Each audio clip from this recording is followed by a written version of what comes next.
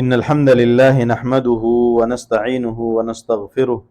ونعوذ بالله من شرور أنفسنا ومن سيئات أعمالنا من يهده الله فلا مضل له ومن يضلل فلا هادي له. أما بعد فقد قال الله تعالى في كلامه المجيد: إن عدة الشهور عند الله 12 شهرا في كتاب الله يوم خلق السماوات والأرض منها 4 حرم ذلك الدين القيم فلا تظلموا فيهن أنفسكم. محترم سامعین کرام، اللہ رب العالمین کا اپنے بندوں پر بہت بڑا فضل و انعام ہے. اللہ رب العالمین کا احسان ہے اپنے بندوں پر کہ اللہ تبارک و تعالی اپنے بندوں کو جس مقصد کے لیے تخلیق فرمایا ہے اسی مقصد کو پورا کرنے کے لیے اللہ رب العزت نے اپنے بندوں کی سہولت کی خاطر خیر اور عبادت کے بہترین مواقع اور مواسم ان کے لیے مہیا فرمائے، اور پے در پہ یہ مواقع اللہ رب العالمین اپنے بندوں کو عطا فرماتا ہے، اس لیے کہ وہ اپنے بندوں کو پورا کا پورا اجر عطا فرمائے اور اپنی طرف سے ان کو مزید اپنا فضل عطا فرمائے. جیسے کہ انسان اگر سوچے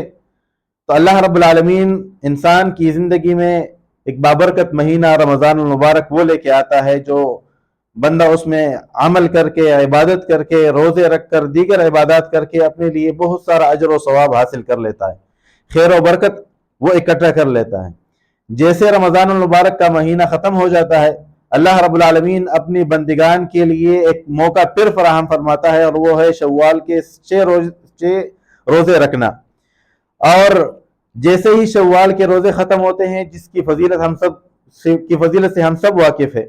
تو سیدھا اس کے بعد موسم شروع ہوتا ہے حج کا موسم، جو بہت بڑا عمل ہے، بہت بڑی عبادت ہے اپنے بندوں کے لیے. اللہ رب العالمین نے ایک موسم اور ایک موقع ان کو عطا فرمائے. یہ رب کی مہربانیاں ہے. اب جیسے جیسے وقت گزرتا ہے، اللہ رب العالمین ایک موقع اپنے بندوں کو پھر مہیا فرماتا ہے، اور وہ موقع آتا ہے محرم کا مہینہ شروع ہو جاتا ہے. سال کا آغاز جس سے ہوتا ہے، اسلامی سال کا آغاز محرم الحرام کے مہینے سے وہ شروع ہوتا ہے، اور یہ مہینہ بھی بہت عظمت والا اور بہت اجر و ثواب والا مہینہ ہے کہ جس میں انسان اپنے رب کی بندگی کرے. اس مہینے کی اپنی اپنی فضیلتیں ہیں. اللہ رب العالمین نے قرآن مجید میں اسی مہینے کے متعلق ہمیں ارشاد فرمایا کہ ان عدت الشہور عند اللہ 12 شہرا فی کتاب اللہ، کہ اللہ رب العالمین کے ہاں مہینوں کی گنتی وہ 12 مہینے ہیں. اللہ رب العالمین نے اپنی کتاب میں اس کا ذکر کیا یوم خلق السماوات والارض، جس دن سے اللہ رب العالمین نے زمین اور آسمان کی تخلیق فرمائی ہے. منہا 4 حرم، اللہ رب العالمین فرماتے ہیں کہ ان 12 مہینوں میں 4 مہینے وہ حرمت والے مہینے ہیں، کہ جس کی حرمت کا اللہ رب العالمین نے ہمیں پابند کیا ہے کہ اس میں ہم کسی قسم کی بھی حد سے تجاوز نہ کرے، قتال سے ہم اپنے آپ کو دور رکھے، جنگ و جدال سے ہم اپنے آپ کو بچائے رکھے. وَلَا تَظْلِمُوا فِيهِنَّ أَنفُسَكُمْ، اللہ رب العالمین فرماتے ہیں کہ تم اس میں اپنے آپ پر ظلم کرنے سے آپ بچو، اور اس میں اپنے اوپر ظلم مت کرو. شہر اللہ اس مہینے کو کہا گیا ہے، یہ اللہ کا مہینہ ہے.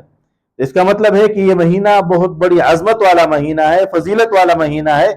تو اس میں ہمیں ہر قسم کی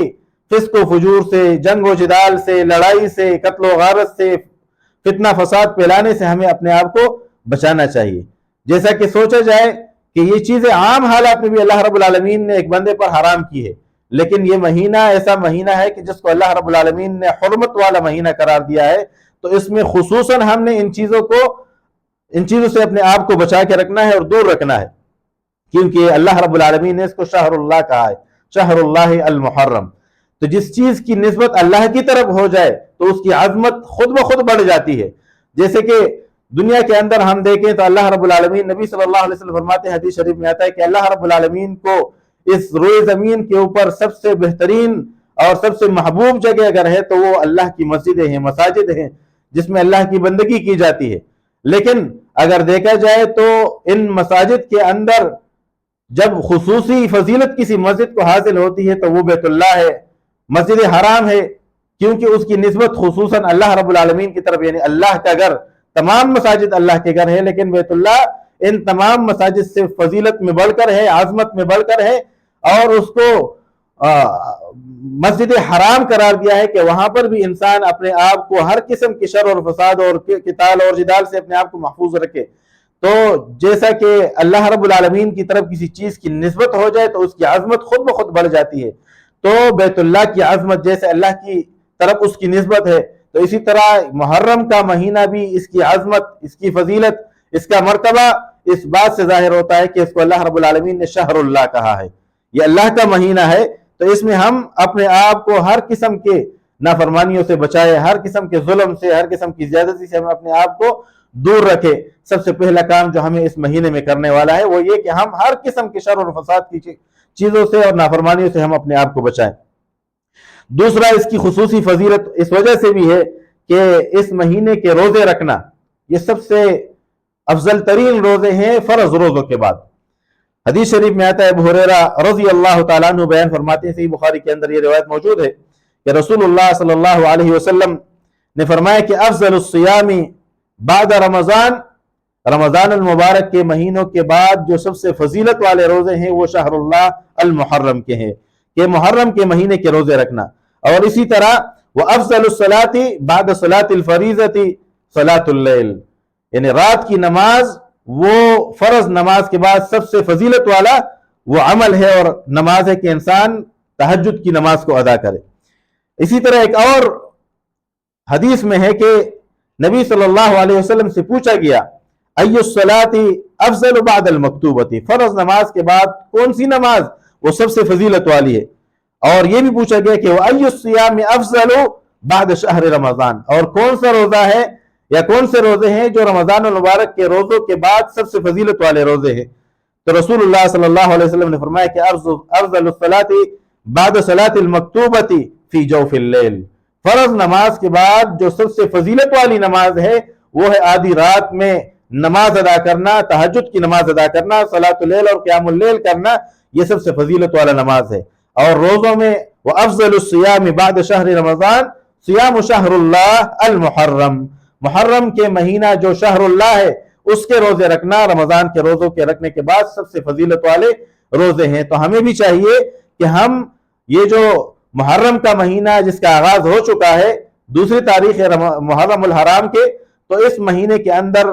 ہم اپنے اعمال کی اصلاح کرے، اپنے نفس کا تزکیہ کرے، گناہوں سے اپنے آپ کو دور رکھے، فسق و فجور سے، قتال اور لڑائی سے اور مختلف قسم کے شر کے کاموں سے ہم اپنے آپ کو دور رکھیں، اور دوسرا ہم بندگی کی طرف راغب ہو جائیں، خصوصاً روزے رکھیں۔ اس مہینے کے اندر رسول اللہ صلی اللہ علیہ وسلم کثرت سے روزہ رکھتے تھے، کیونکہ اس مہینے کے روزے رکھنا فرض روزوں کے بعد سب سے فضیلت والے روزے ہیں۔ اور عام نفلی روزہ رکھنا جس کو عام دنوں میں رکھا جائے بغیر کسی فضیلت والے دن کے اور فضیلت والے مہینے کے یا رمضان کے علاوہ نفلی روزے کے، حدیث شریف میں آتا ہے رسول اللہ صلی اللہ علیہ وسلم نے فرمایا کہ ایک نفلی روزہ رکھنا اگر انسان اللہ کی رضا کی خاطر رکھتا ہے تو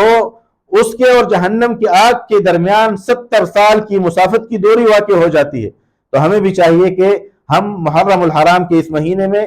زیادہ سے زیادہ ہم نفلی روزے رکھیں، اور خصوصاً اس مہینے کے اندر ایک روزہ ایسا بھی ہے کہ جس کو عاشورے کا روزہ کہا جاتا ہے، جو سب سے بڑھ کر فضیلت کا حامل ہے، اور اس مہینے کو اگر فضیلت ملی ہے تو اس کی وجہ عاشورے کا روزہ بھی ہے، کہ جس کے بارے میں رسول اللہ صلی اللہ علیہ وسلم نے فرمایا کہ عاشورے کا روزہ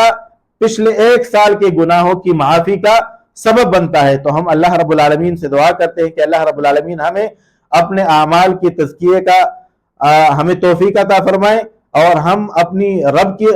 اچھی طریقے سے بندگی کریں، اور اس کے لیے اللہ رب العالمین نے جیسے کہ قرآن مجید میں فرمایا کہ وَمَا خَلَقْتُ الْجِنَّ وَالْإِنسَ إِلَّا لِيَعْبُدُونَ، اللہ رب العالمین فرماتے ہیں کہ میں نے پیدا نہیں کیا جن اور انس کو مگر اپنی عبادت کے لیے، اور اسی عبادت کو پیدا کرنے کی خاطر اللہ رب العالمین اپنے بندگان کے لیے بہترین مواقع وقتاً فوقتاً عطا فرماتا ہے تاکہ بندے اس پر عمل کر کے اپنے لیے اجر اور ثواب حاصل کرے اور اپنے آپ کو جہنم کی آگ سے دور کرے، اپنے رب کی رضا کا مستحق اپنے آپ کو ٹھہرائے۔ اللہ رب العالمین فرماتے ہیں کہ تمہیں موت نہ آئے مگر اسلام کی حالت، تم اپنے رب کی بندگی کرو یہاں تک کہ تمہیں موت آ جائے۔ یعنی انسان جب اپنی زندگی گزارے گا دنیا کے اندر تو ہر وقت ہر لحظہ وہ اپنے رب کی بندگی میں گزارے، وَاعْبُدْ رَبَّكَ حَتَّى يَأْتِيَكَ الْيَقِينُ۔ اللہ رب العالمین سے دعا کرتے ہیں کہ اللہ رب العالمین ہمیں صحیح معنوں میں قرآن اور حدیث کو سمجھنے اور اس پر عمل کرنے کی توفیق عطا فرمائے۔ وآخر الدعوانا ان الحمدللہ رب العالمین۔